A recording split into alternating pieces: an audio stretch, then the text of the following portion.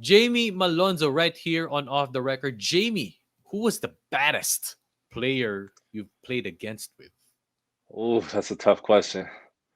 I played a lot of good talent. I'm gonna go with the baddest player. I'm gonna go with Zach LaVine. We grew Zach up in the Levine. same. Yeah, we grew up in the same area, Seattle. So I definitely have to go with Zach LaVine on that one. He's unstoppable. Yeah, can you tell us stories? How Um, was it like playing against him? all I know is he's probably the hardest guy to stay in front of. Like, I remember having to guard him. He ripped through the easiest move, a rip through, and he's at the rim, and he's just higher than everybody, and he could shoot the ball. So I mean, it's a tough matchup. Hello, online world. Hello, Ka-OTR. This is Off the Record with Migs Bustos. And today we are having another episode of Fast Facts. We've had a couple of episodes already with Joshua Munzon, Troy Reich, Alvin Pasaol, you name it, all the PBA draft applicants. Also, Aljun Melesha was right here on Fast Facts. And today we're going to talk to Aljun's teammate. Right here on Fast Facts on OTR, introducing to you number 13 from the De La Salle Green Archers, Jamie Malonzo. What's up, Jamie? Hello, shout out Algin. Thank you guys for having me. All right. So before we start our episode of Fast Facts, please do subscribe to Off the Record with Migs Bustos on YouTube, youtube.com/Migs Bustos, and be part of the community. I just want to ask first, Jamie, how are you preparing now for the draft? You're currently, as of this interview, you are in Las Vegas. How are you I'm in preparing now Las for the Vegas. draft? I'm just getting in the gym as much as possible. I'm doing a lot of weight training right now, trying to get my body right. So as far as staying in the gym, there's a couple things open out here in Las Vegas. So it's fun out here. All right. So are you ready to go for this episode of Fast Facts, Jamie? Are you good? Oh Are you yeah, yeah, game? yeah, yeah. Throw 'em at me. Let's go. I'm game. I'm game. All right. All right. Let's do it. Three, two, one. Best UAP memory, Jamie. I'm gonna have to go with just playing against UP and Ateneo. I can't decide which one, but playing against those guys. I mean, I like competition. Those guys were toughest for sure. What was the difference? Playing. Of course, Ateneo Lasal is it's a given already for Filipino fans, but Hmm. then UP had a rise, right? They were Oh yeah. really up there for the past couple of years. What's it like? The atmosphere inside the arena when you're playing against UP. Believe it or not, I want to say UP had some of the craziest fans. Like as far like Kobe and Richie, my boys, like they drew in a lot of diehard fans. I just remember every play they make, crowd was going crazy. It was the loudest the arena probably got. Mhm. All right. So Jamie, for you, what was maybe your wildest basketball game? Um, ooh, I'm gonna take this one back to when I was playing in the States Division One. I think we were playing Duke University inside of the Trailblazers arena, the Portland Trailblazers, and I can honestly say that was probably the craziest game I played in. Have you played inside Cameron? If you're going up again, you're talking about against Duke, right? Hmm. Have you Duke you know University. Duke University? Have you played against Duke inside Cameron Indoor? Their home No, floor? I haven't. I haven't, but I know it gets crazy in there. I have friends that have played in there. And yeah, there. Those are some. That's a rough environment for sure. Mhm. Yeah. All right. So for you, Jamie, who's your ultimate basketball idol? Ultimate basketball idols. I'm gonna have to go with Kobe Bryant. Ultimate Okay. Kobe. All right. For you, what's it like? Maybe you can share to us from your perspective, Jamie, being a Phil foreigner, entering or playing in the Philippine basketball scene. Um, I'll definitely have to say it's an experience, honestly. Being away from home, not being able to see your friends when you want. It's a commitment. But at the end of the day, you fall in love with the game of basketball, and you're playing for your hometown. So it's just it's a humbling experience, and also just you're doing it for the right reason. So sometimes it may get hard. Sometimes it's the funnest stuff of your life. Just coming out to the Philippines and being able to play in front of your people is some of the funnest things. Like one of the funnest experiences I've ever had. So, Mm. yes, sir. Jamie, yeah, Jamie, what's it like? Maybe just a follow up question. What's it like, heading into the Philippines and gonna play for the first time for LaSalle? I know it's a very different environment. I'm from LaSalle also, and I know how Yeah. Agno is. I know how the hmm streets are. What was it hmm like for you? Did you get shocked, or did you had to, have a big adjustment on your end? Yeah, I'll definitely say it was a big adjustment for sure, just because, when I got there, I'm learning and I'm figuring stuff out. I'm seeing new places, adjusting to the heat temperatures, and just trying to learn my guys at such a fast pace. But as far as the adjustment to LaSalle, it was the guys held me accountable. They were super awesome. They brought me in, the coaches as well, Coach JB, Coach G, and just the LaSalle community as well made it super easy for me. So I thank you and applaud all you guys.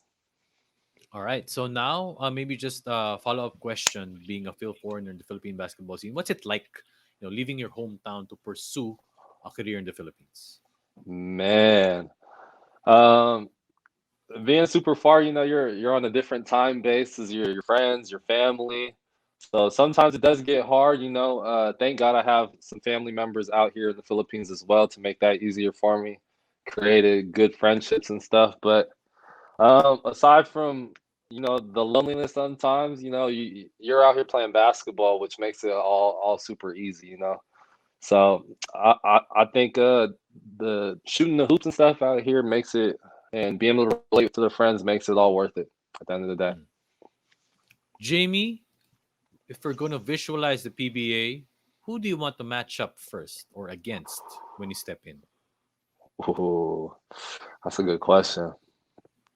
Um, I don't know. I've been getting asked this a lot, so I like saying the best guys.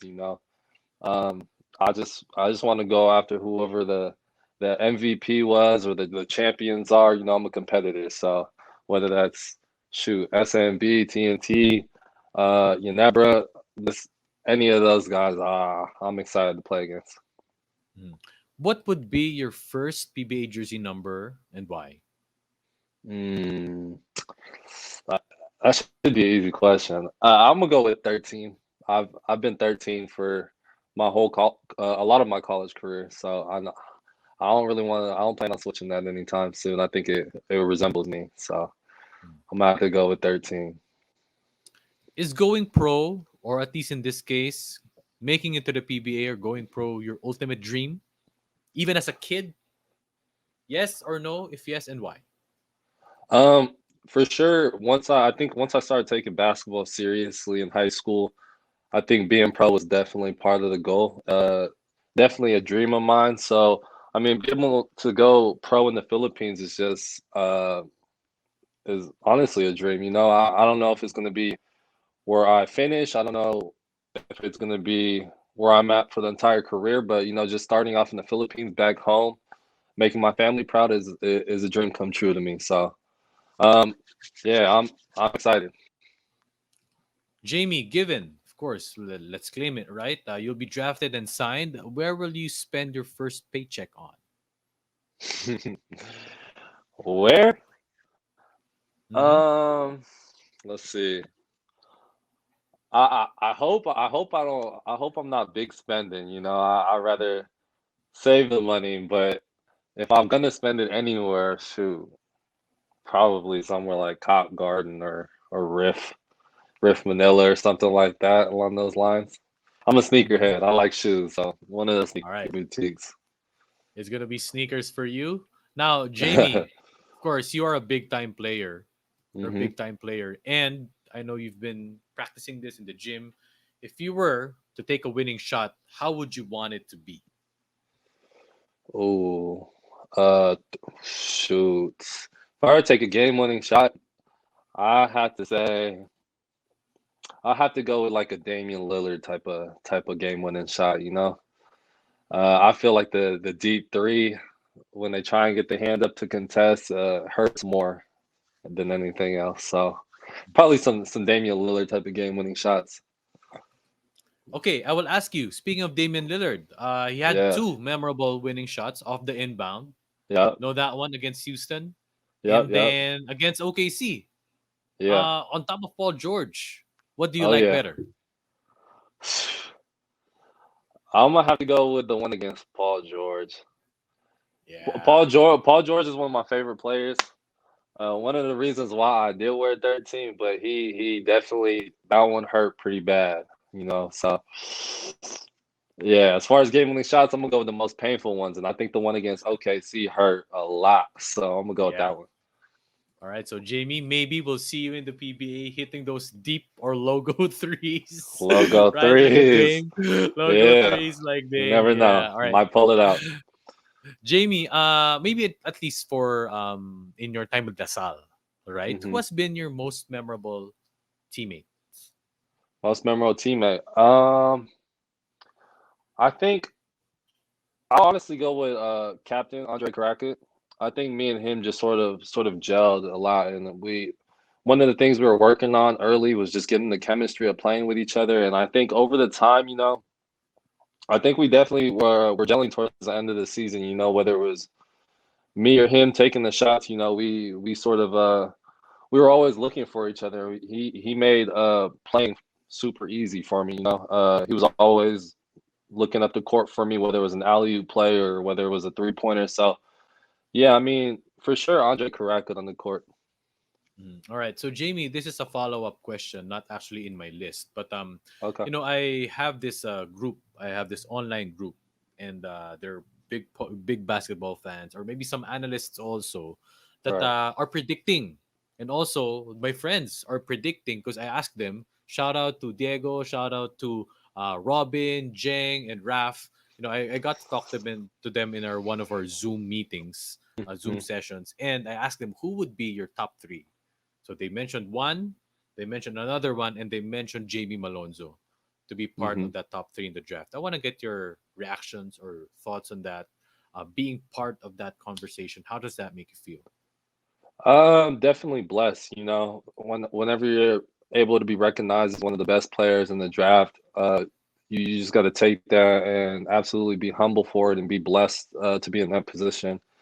Um, I think I work very hard, and I think being in the top three is definitely the area I should fall in. But I mean, everybody else works hard, so just being able to be recognized in that conversation definitely holds a lot of value to me. So, All right. So lastly, Jamie, your message to your fans. oh, I just want to say salamat po to everybody. Everybody, they've been. I get a lot of Instagram DMs, and I see all of them. That everybody showing me support right now in this time, leading forward. Everybody showing their excitement to me, and that just means a lot to me. So hopefully I can get on in this courts and show you guys what I can bring to the table. And I miss you guys. Thank you. All right. So there you have it. Jamie Malonzo right here on Off the Record. Thank you so much to our Ka-OTR. Thank you so much, Jamie, for joining us Thank here you. on Off the Record with Migs Thank Bustos. you. Thank you guys for supporting always Off the Record. And I hope you enjoyed this episode of Fast Facts right here with Jamie Malonzo. This has been Off the Record with Migs Bustos. See you guys the next episode.